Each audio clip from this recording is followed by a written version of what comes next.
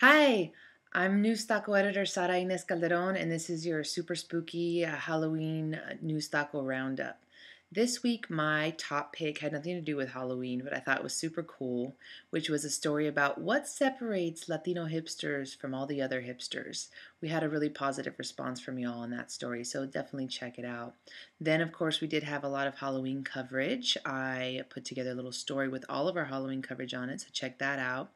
We had a few immigration related stories that I thought were of particular interest this week. One, obviously, the Alabama's immigration law has caused kids there to bully other kids, telling them to go back to Mexico, and even worse. There were some reports of assaults and whatnot, so check that out.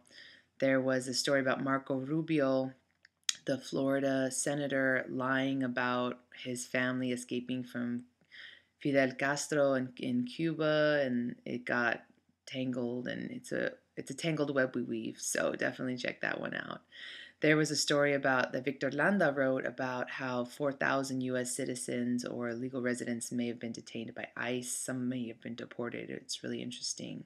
Then there was a story about an ICE agent in Tennessee who, instead of getting a warrant to search someone's house, said that the warrant was his genitalia.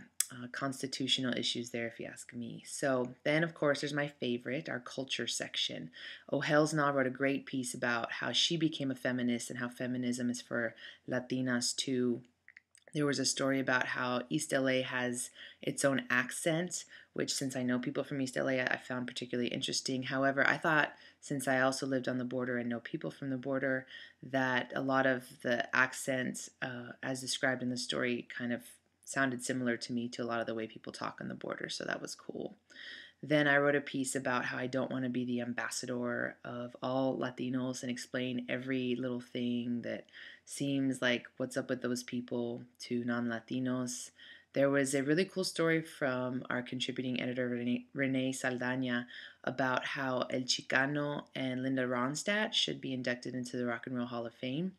There was the first annual Llorona-thon, which launched this weekend in Phoenix, which was really cool. Cool idea.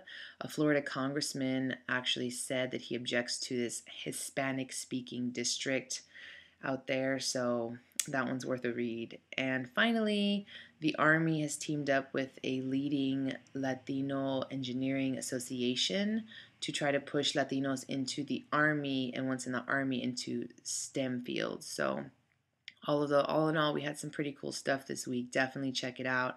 Happy Halloween. Please send us your Halloween photos if you care to share, and we'll post them on our Facebook page. Send them to tips@newstaco.com.